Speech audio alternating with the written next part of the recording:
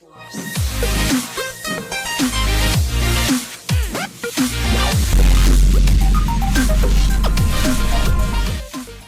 Extreme Wrestling, my name is Brendan Plays. Welcome back to another edition of our All Elite Wrestling Save. We are coming off our Fight for the Fallen pay-per-view event, which in the end got an 81 rated show. 17,200 people attended, 82,000 people bought it on pay-per-view. Main evented by MJF defeating Adam Page in a 77 rated match. Young Bucks and the Hardys had an 84 rated match.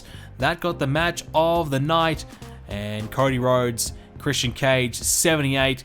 Sammy Guevara and Chris Jericho nearly beat it, 83. So, quite a few really good matches on that card. 81 rated, probably one of our best events of all time. And, well, it was our best event of all time. Equal best with Revolution and the House Always Wins. 3 times we've got 81. We need to beat that. Let's try and do it at All Out. So, speaking of All Out, well, we have to try and make this a big event. I'm struggling a little bit to try and put a card together though. We just haven't quite got the matches. I'm just not quite satisfied with the ideas that we're throwing together. So here's what we got happening at the moment. Adam Page versus Christian Cage, one-on-one. Basically, Adam Page, Christian, two guys who came so close but lost. Basically flipping the opponents of, MJF and Cody. So Adam Page lost to MJF, Christian lost to Cody. Now they'll put them together. So I think it'll be a solid match, but I'm just not fully satisfied with it. I think I'm okay with that match, but some of the other matches around it, I'm a little bit concerned. So I was worried, should I be using these two guys in this match or should I have them elsewhere? We'll come back to that. Brandy and Britt Baker, we're going to do that one. So we've been building this for a while. Brandy's the most popular woman on the roster, so we're going to have her lose to Britt Baker to try and, actually help out the women's division a little bit.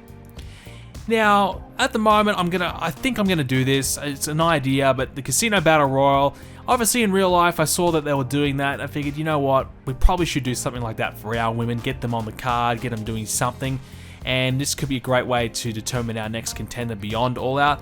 So, I feel like we could factor that into what we're doing with Chris Statlander, Jade Cargill, and Thunder Rosa. I feel like we could factor that in. Maybe a couple little surprise entrants into the match as well. Could be fun for the women to do, and it gets everyone involved because we're really struggling getting all our women involved at the moment. Now, as well as that, I was thinking about doing a casino ladder match. Now, I'm worried, am I overdoing it with the casino gimmick? Probably. But I'm thinking about doing this as well.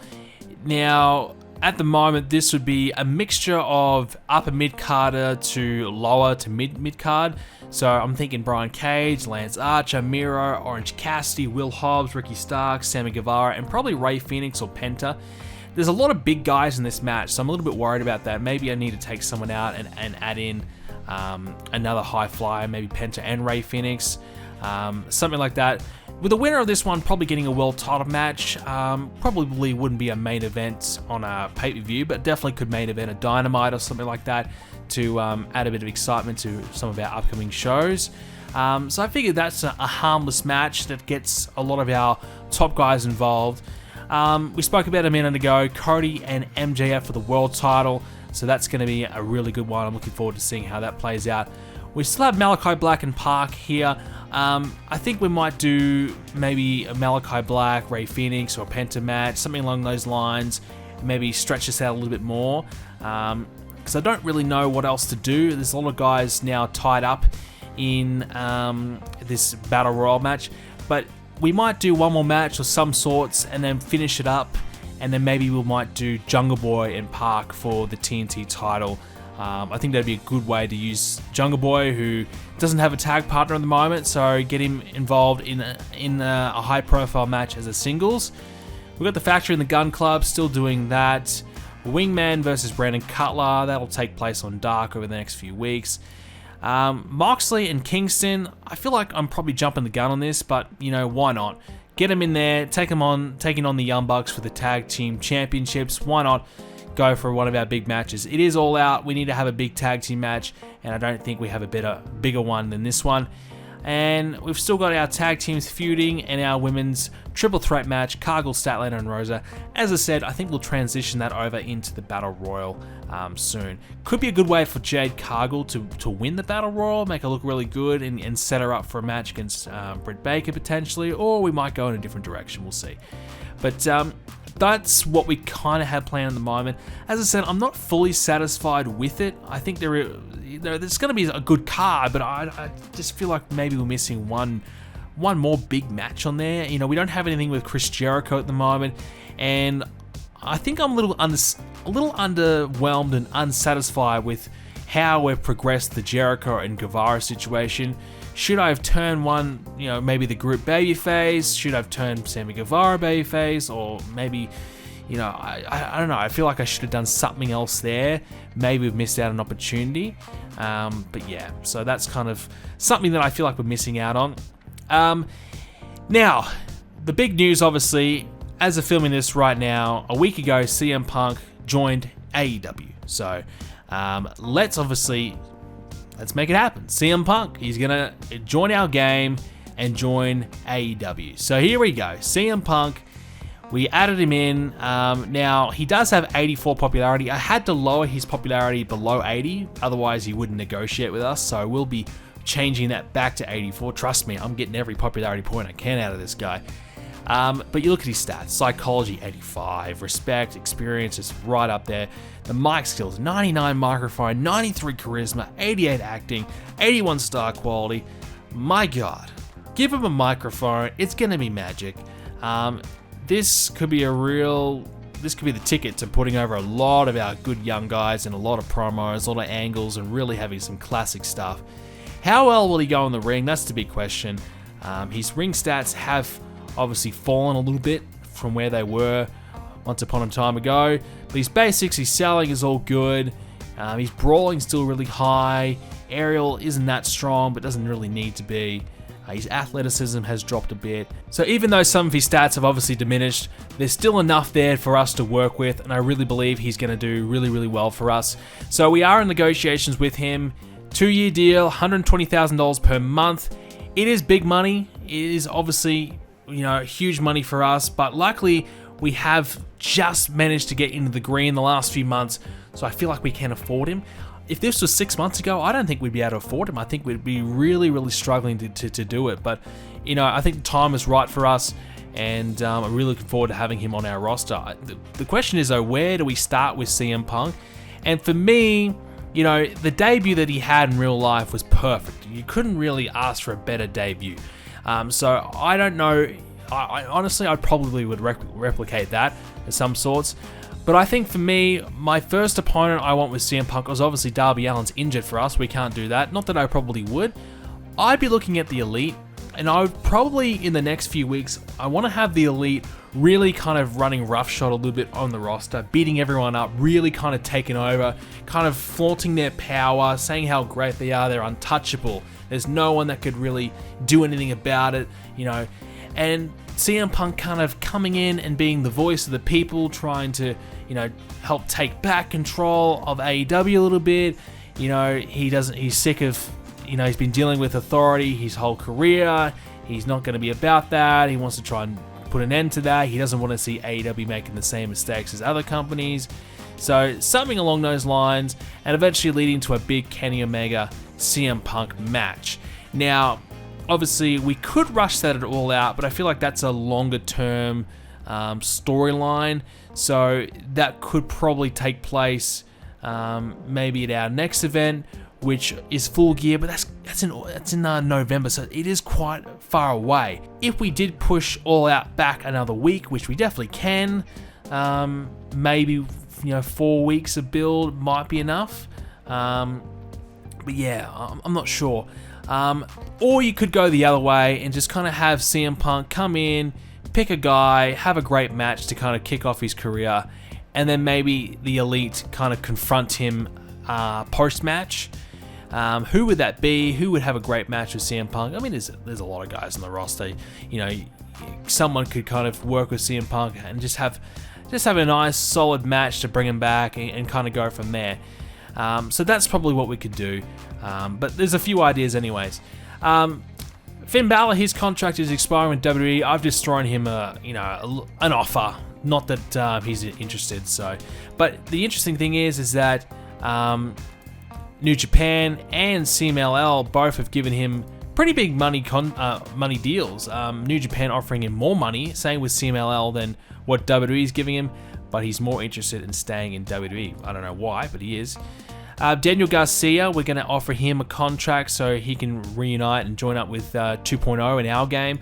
Brock Anderson, I would love to replicate the Malachi Black murdering of Brock Anderson in our game, so we'll be doing something like that. No, we're just going to bring him in, probably join up the Nightmare family and just kind of fill a role there. Probably be a job guy in the roster for a while. He's pretty awful in the ring, like his stats are pretty bad, so... But he is very, very, very green. So, and Bowens and Caster, their contracts are coming up, so we're going to give them a new deal. So that's kind of where we stand at the moment. Heading into All Out, new storylines to start working on, and some big things are coming. And of course, as well, not just CM Punk's coming, Daniel Bryan most likely coming to AEW as well. So lots of big names coming, and it really means that a lot of these guys on our roster are going to probably, fall out of the mix a little bit, get lost in the shuffle. So we really need to identify who's our big stars and really go with them. If they're not really doing that well, maybe get rid of them or push them down the card. That's why I'm a little bit concerned about Malachi Black. Big money for him, but he's not really doing all that well. So someone like him will very quickly fall out of the mix if he doesn't step up his game. Alright, Dark is booked. Let's get into it. So to open things up, 2.0 make their debut against Reynolds and Silver of the Dark Order, and 2.0 pick up the win. Their degenerate gimmick was given the rating of great, and they have a tag team specialist bonus. Matt Lee 35, Jeff Parker 41. These guys got around mid-20s popularity, so that's a pretty good number for these guys. So that's not a bad start to their little run here in AEW. They definitely could be a small factor, I suppose, at the moment in our tag division as kind of the lower card heels that maybe some of the top teams get through. Silver 41 and Reynolds 31. Pretty good from him as well. So let's move on. Jamie Hayter took on Leva Bates and beat her.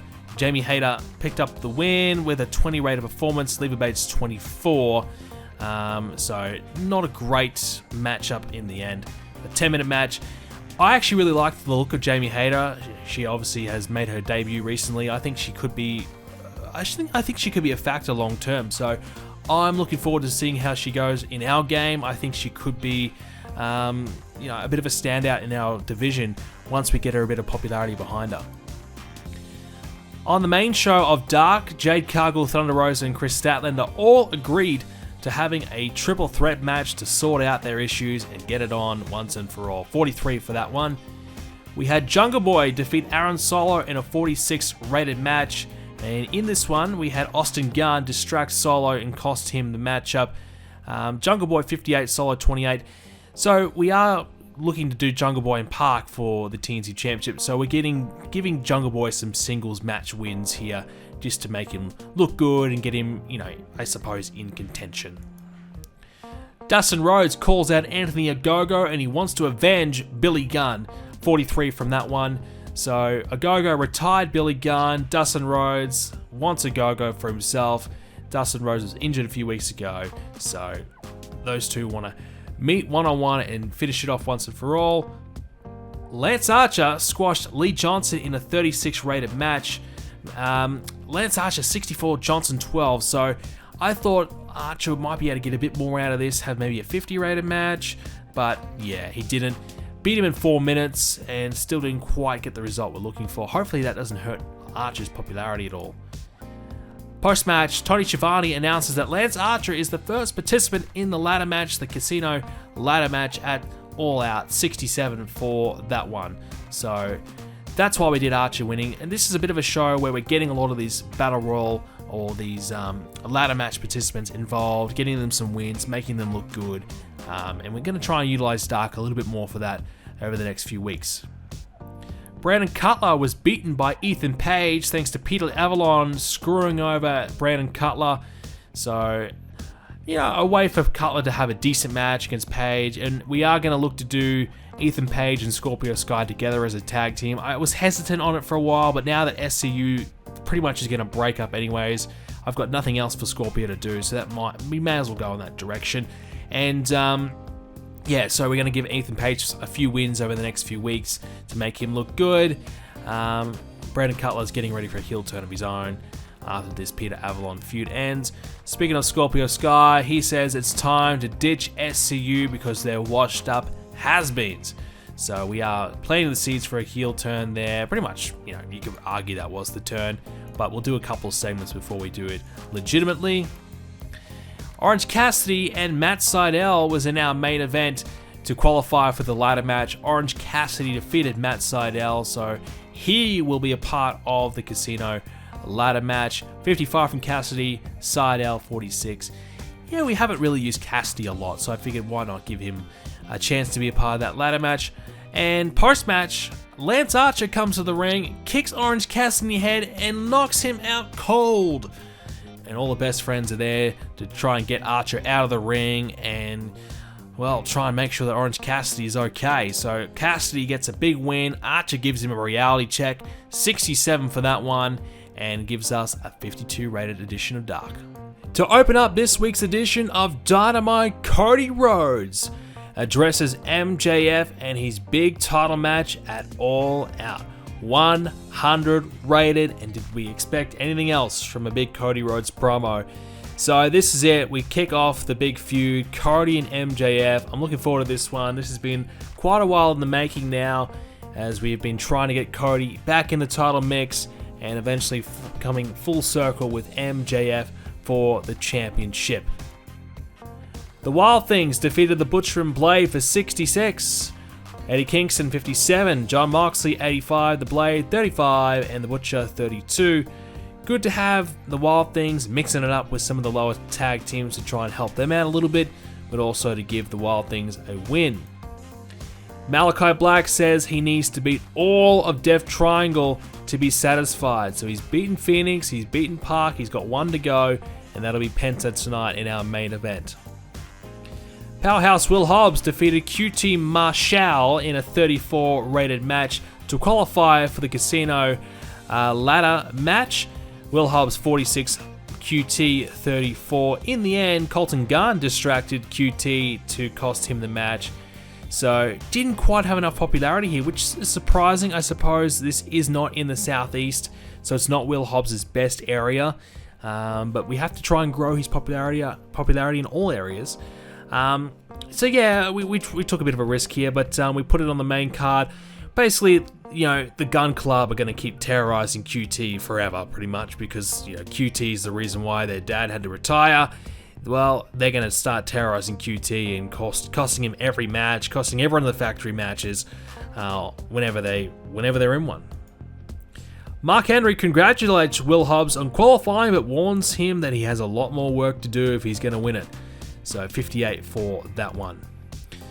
We had 2.0 make their Dynamite debut, and they say that they're going to be a problem for everyone. So they're pretty much just letting everyone know, look out for us. We're going to be an issue. We're going to beat a lot of people. We're going to be a big deal here. 42 for that one. Good start to their AEW run. A good promo, decent match, not a bad start for them. Adam Page defeated Jake Hager in a 64 rated match. And 15-minute match, Adam Page 79, Jake Hager 60. Sort of match that you probably would have on a pay-per-view, but these two have never had a one-on-one match in our series yet. So I figured, well, if we haven't done it now, we probably will never end up doing it anytime soon. Because, we haven't really done a lot with Jake Hager in the ring, I suppose. Wanted Adam Page to come back and get a solid win after losing to MJF. He's had a few losses as of late, so he needed a big win just to kind of, solidify him, as a genuine contender still. And post-match, wow, this is pretty good. Christian Cage confronts Adam Page. Christian Cage says that he is still next in line, not Adam Page. 93, wow. Really, really good. 93 rated segment here. So Christian and Adam Page, well, we set it up here to build towards a match between these two. Now, I wasn't at first keen on the idea, but now I thought about it, and I'm going to go ahead with it. I'm liking the idea. Christian believes he's the number one contender. Adam Page believes he's deserving of it. So why not just have the two fight it out to see who's the better out of the two? Chris Statlander and Thunder Rosa teamed up to take on Jade Cargill and Jamie Hayter. 38 rated match. Chris Statlander the best in the match, 42. Thunder Rosa is still working through an injury, and she will be forever in this save, and it's really taking a big toll on her, so it's not good. Jade, 34, not bad. Jamie Hayter, she took the loss in this match, Jamie. I didn't like that idea, but look, we have to get her involved with some higher profile matches with some of our, top women to get her some popularity, and she's not going to, we can't have her beating everyone to start with.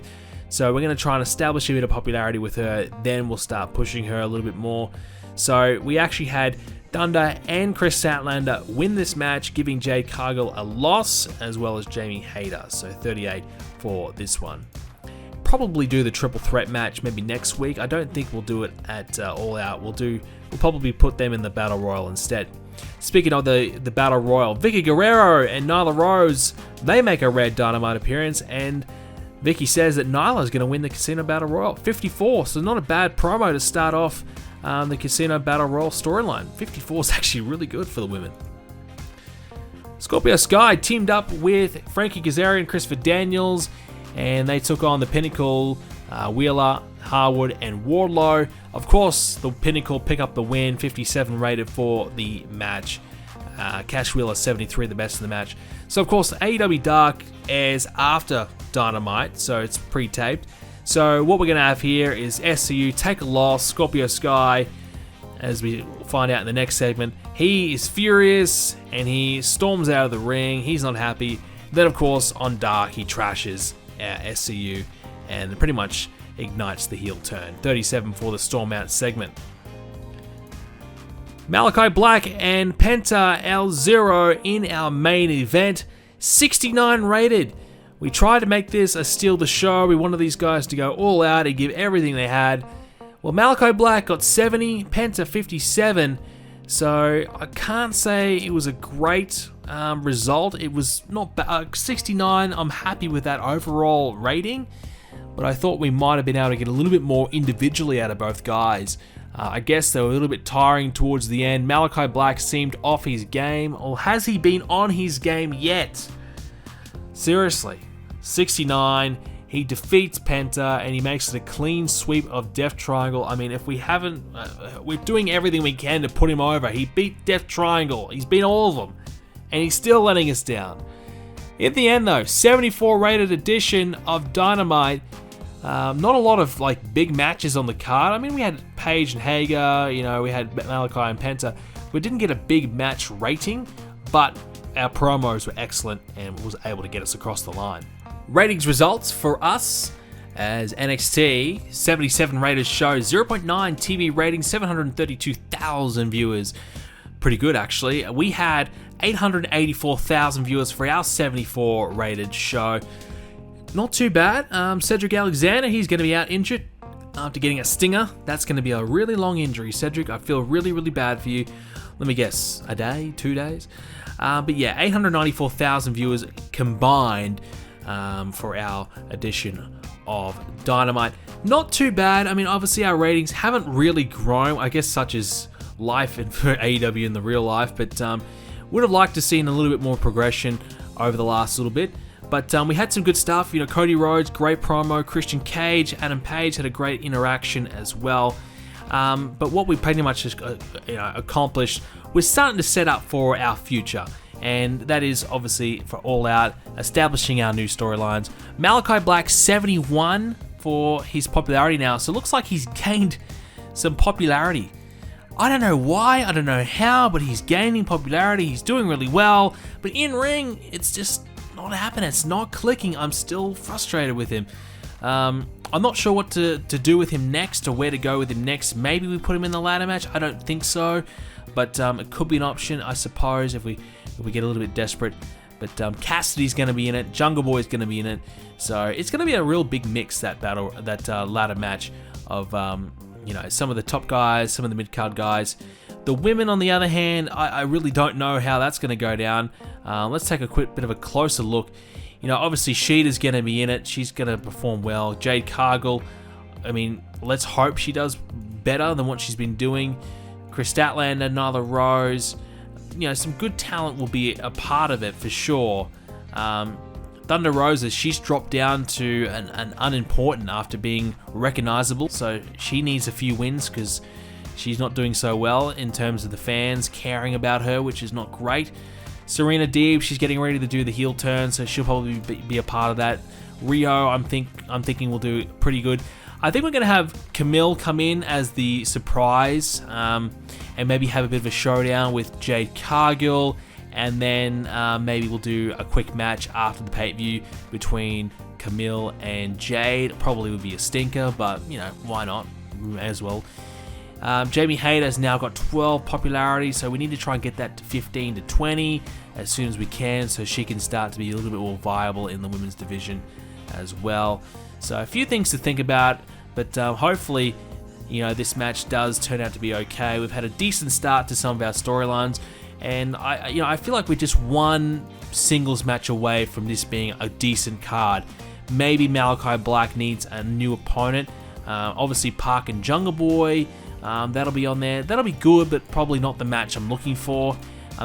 What are our options? We don't have a lot. We could have Malachi Black interact with maybe the Hardys. He's trying to come up and beat just legend after legend. I don't know. That could be an option. Jeff and Malachi would have a good match. Matt Hardy and Malachi would probably be decent too.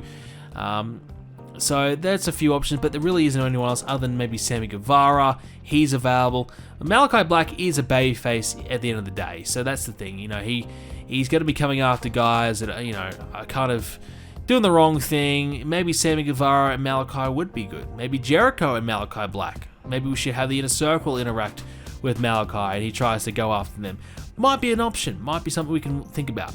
Alright, let's get into Rampage to close things out. Arn Anderson will introduce his son to All Elite Wrestling. Brock Anderson getting ready to make his debut. And his gimmick, of course, going to be a family legacy gimmick rated as very good. Good start for Brock. Don't expect anything at all. He's not going to be very good, but, he's a guy to fill out the roster a little bit. Someone who can lose to some people as he tries to gain some experience. And that's exactly what will happen in his debut, unfortunately for him. He took on Ryan Nemeth, and Ryan Nemeth picked up the win. Nemeth doesn't get a lot of wins, so this is a good opportunity for him. But, we kind of, I suppose with Brock, teach it as like a learning experience over the next few weeks. He'll take a lot of losses. He'll try and learn. Eventually, he'll gain some experience to get some wins and start turning things around. But Nemeth 30, Brock Anderson 20, so not a bad start for Brock. He does have 16 popularity in the Southeast and 10 everywhere else, so it's not a bad little starting point for him. He can try and gain a little bit over the next few weeks to try and boost that up a little bit further. Not too bad. 29 for the match. Chaos Project, they lost to 2.0 for a 38 rated match. Jeff Parker 45, Matt Lee 38. Wow. Look, 2.0, I think they're going to be pretty good for us. I've got some good hopes for them. I think they will surprise us over the next few weeks with how good their performances will be. Diamante cuts a promo about the Casino Battle Royale. 38 for that one, so she will be a part of that. And we opened up this week's edition of Rampage with the Super Elite, Kenny Omega, Luke Gallows, Carl Anderson, all teaming up to take on Colt Cabana and the Private Party. About 11-12 minute match, 66 rated. Kenny Omega 89, of course, was the best in the match, and an easy win for the Super Elite. And to follow it up, we had the Elite beating down their opponents of Private Party and Colt Cabana. And of course, we had the Young Bucks coming in there as well. They played their part in this beatdown as well. So this kind of continues on what we were thinking about with CM Punk, having the Elite really starting to beat down a lot of people on the roster, really trying to, flaunt their power a little bit and kind of take a bit of control. So then we'll have someone maybe come opposed to that and try and, put an end to that, put a stop to that being CM Punk. Alright, we had Tony Schiavone host a confrontation between Britt Baker and Brandy Rhodes. So this will kick off their feud between Baker and Rhodes for the Women's Championship. 55 rated promo here to really get things underway. I think this will be the best thing for this feud is just really keeping it on the mic, lots of promos, lots of angles, lots of segments rather than matches, because the match itself probably won't be great, but there's a chance that we could gain a bit of popularity out of it for both women if they have some good angles. So 55 to kick it off, not too bad. Miro defeated Ethan Page in a 68 rated match. Miro 69, Ethan Page 44. So Miro basically gets a win here to qualify for the Casino ladder match. Moving on, we had the Wild Things call out the Super Elite later in the night, and they said that they want a match. So they are calling out the Young Bucks and the Elite, and they want to fight, and they want the Tag Team Championships 75. So we kick off that storyline between the Young Bucks and the Wild Things. In our main event, we had the Inner Circle taking on Top Flight. So Sammy Guevara and Chris Jericho have to put their differences aside. They try and team up once again, former tag team champions back in the ring together again. And they did pretty well. 79 by Guevara, 82 by Jericho. Taking on Top Flight, obviously they're right at the bottom of the barrel in terms of popularity, but I figured, hey, why not try and use this as a chance to elevate them a little bit. 62 rated match, probably a little lower than what I was hoping for. I was hoping maybe 65 to 70. But nonetheless, not too bad. Post-match is what matters the most. As before we get there, Sammy Guevara debuted a spectacular new high spot that showcased his aerial ability. His psychology will be helped by being able to use this as a go-to spot in the future. So Sammy Guevara getting even better than what he already is. Post-match, Malachi Black appears as the light goes out. Black appears, knocks out Jericho and Guevara. So I made the call. Malachi Black moves on from the Death Triangle, wants to try and keep on, beating some of the top guys in AEW, and obviously the Inner Circle, probably the top group other than maybe the Elite. So why not go after them? Malachi Black, of course, is a babyface, and the Inner Circle are heels. It's a bit of a heelish thing to come after someone, but Malachi Black, he strikes whenever the hell he feels like it. So. Malachi, I think will be one of those guys that just goes in the middle. A bit of a grayish character. You cheer him or you boo him, whatever you want to do. He just does his own thing. And right here, he sends a message to Jericho and Guevara by hitting him with a big kick right in the head, knocking him out for an 80 rated segment. So we really are trying our hardest to get Malachi Black over. In the end, 69 rated edition of Rampage. Not too bad. We had 3 decent matches, nothing too spectacular. But a couple of good storyline developments happening nonetheless. Daniel Garcia, he will sign with us, so we're going to bring him in, of course, join up with 2.0. Anthony Bowens, he'll stay. Now, here's the interesting development. Obviously, we offered CM Punk a contract, but WWE have offered him a contract as well. $138,000 per month, 2-year deal. Creative control, hiring veto, 40% of the merchandise, a big signing bonus, and wow, I'm surprised that they offered him a deal. Now, it turns out CM Punk didn't have a bad relationship with WWE under his personal profile. I did add a couple of issues that he's got. Obviously, he doesn't really like Colt Cabana anymore, but obviously he hates the WWE. So I did factor that in, and to make it realistic, because would he sign with WWE if he actually hates them? I don't know. So that's what we're going to try and find out here. But at the moment, we are currently leading the deal. We had to increase our offer. We had to give him an extra year on his deal. So a 3-year deal, $135,000 per month. We've given him wage matching, not hiring veto, not creative control. We don't want that. But he'll be a special attraction, 30% bonus per event. So basically, we are paying a lot of money for CM Punk. A lot of money. But hopefully, he'll be worth it. I know he'll be worth it. Basically, he'll be our biggest star from day one as soon as he comes in. And we'll have some great stuff with him going forward. But we certainly will have to pay to have him come in. So yeah, WWE trying, but he's not interested. Now, in horrible, really sad news, Luther. Our man Luther, unfortunately, his contract expired. Oh, I know. We gave him one more match on the way out, though. At 2.0, got a chance to beat him. But Luther's run comes to an end. 0 wins, 24 losses in AEW. Man, what a shame to lose him. What a shame. Not only that, he was averaging 36 36 throughout his time in AEW. What a run that Luther had. He will be missed so greatly. With that being said, ladies and gentlemen, that is all we have time for this edition of Total Extreme Wrestling. We also made the call on All Out. We're going to push it back one more week, so it will be in the first week of September. The big question will be, do we debut CM Punk before that or after that?